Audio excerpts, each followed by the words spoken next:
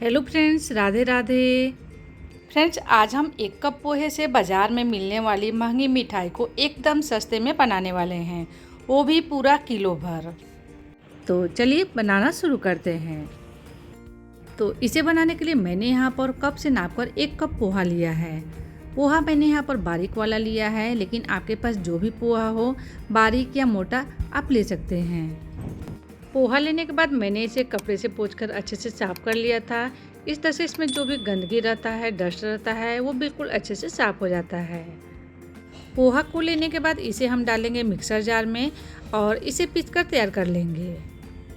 पोहा पीसने के बाद इसका फाइन पाउडर तो नहीं तैयार होता है, लेकिन ये सूजी की तरह हल्का सा दरदरा सा पीसकर तैयार होता है।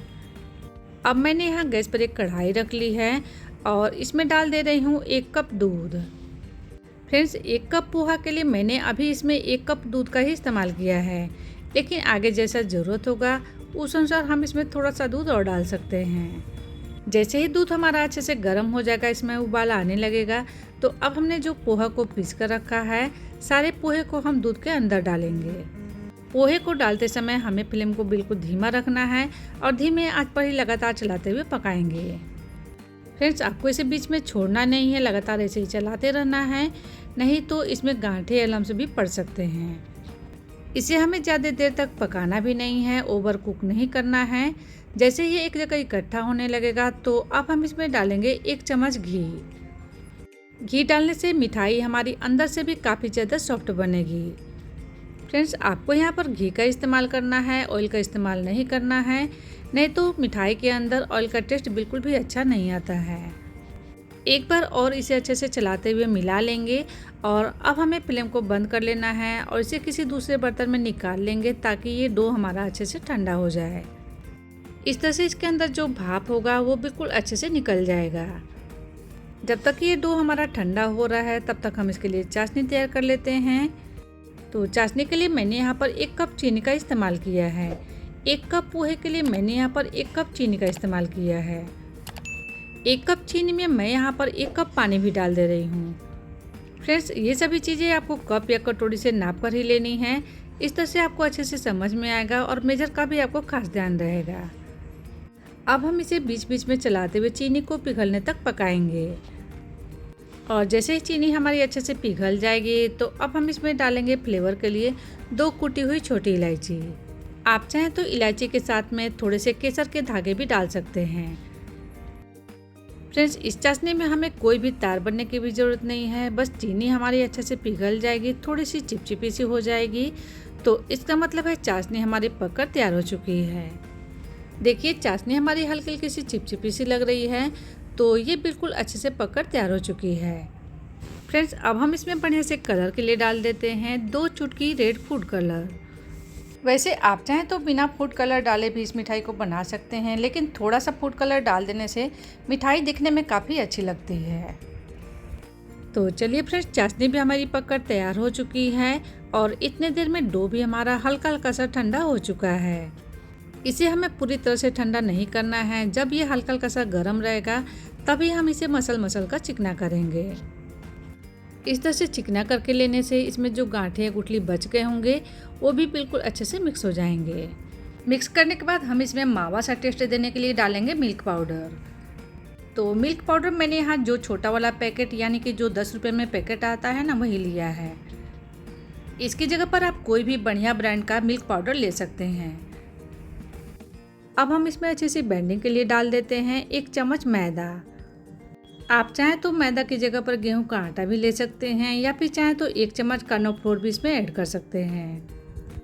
क्योंकि पोहे में अच्छी बाइंडिंग नहीं आती है, तो इन तीनों ही चीज़ों में से आप कोई भी एक चीज़ डाल सकते हैं।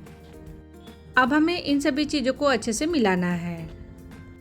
मिलाने के बाद आप देख सकते हैं कि ये डो काफ़ी ज़्यादा टाइट लग रहा है, सूखा सूखा सा लग रहा है।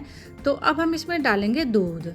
फ्रेंड्स, शुरू में हमने 1 कप पोहे के लिए 1 कप दूध का इस्तेमाल किया था, तो अभी मैं यहाँ पर 1/4 कप दूध और ले रही हूँ, लेकिन सारे दूध को हम इसमें एक साथ नहीं डालेंगे। जैसा ज़रूरत होगा मिलाते हुए हम इसमें डो तैयार करेंगे। फ्रेंड्स, आप चाहें तो शुरू में ही डो तैयार करते समय इसमें 1.25 कप दूध डाल सकते थे, लेकिन उस तरह से क्या होता है कि सही अंदाज़ा नहीं लग पाता है, तो इस तरह से डो कहीं हमारा ख़राब भी हो सकता है। लेकिन इस तरीके से आप बनाएंगे तो डो आपका ख़राब भी नहीं होगा और एकदम परफेक्ट डो तैयार होगा।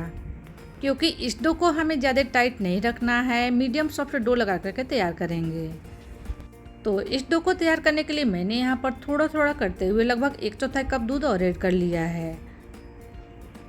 अब ये डो हमारा लगकर तैयार हो चुका है। हाथों में थोड़ा सा घी लगाएंगे और इसके मीडियम साइज के छोटे छोटे बॉल्स तैयार करेंगे।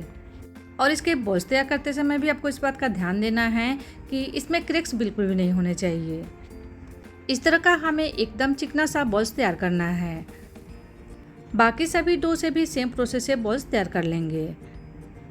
फ्रेंड्स, इस समय त्यौहार का सीज़न चल रहा है। ऐसे में मार्केट में काफ़ी सारी डुप्लीकेट मिठाइयाँ मिल रही हैं, जो कि हमारे लिए काफ़ी ज़्यादा नुकसानदेह भी होती है। तो ऐसे में सिर्फ और सिर्फ 1 कप पोहे से आप इस स्वादिष्ट मिठाई को घर में ही तैयार कर सकते हैं और आपको ज़्यादा पैसे भी खर्च नहीं करने पड़ेंगे। कम खर्च में ही आप ढेर सारी मिठाइयाँ बनाकर तैयार कर लेंगे।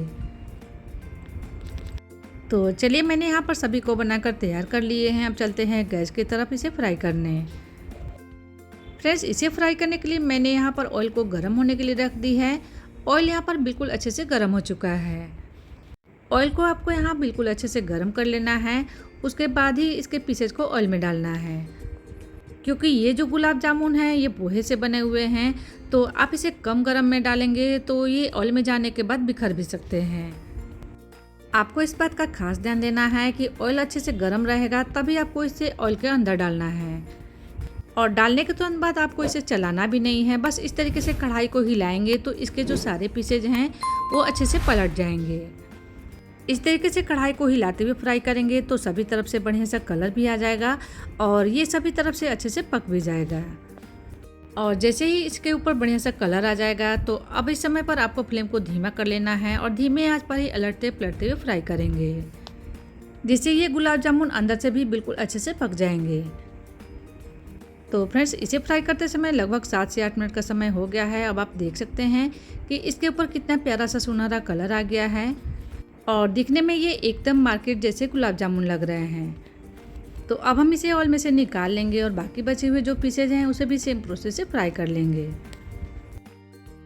इतने देर में चाशनी हमारी ठंडी हो गई है, तो दोबारा से हम इसे गैस पर रखकर गर्म करेंगे। चाशनी को अच्छे से गर्म करने के बाद ही आपको गुलाब जामुन के पीसेज इसमें डालना है, तभी गुलाब जामुन के अंदर चाशनी अच्छे से पिएगी और सारे गुलाब जामुन चाशनी को अच्छे से सोख कर लेंगे। और सभी पीसेस को चाशनी में डालने के बाद हम इसे ढककर और 2 घंटे तक के लिए छोड़ देंगे ताकि इसके अंदर तक चाशनी बिल्कुल अच्छे से पहुंच जाए।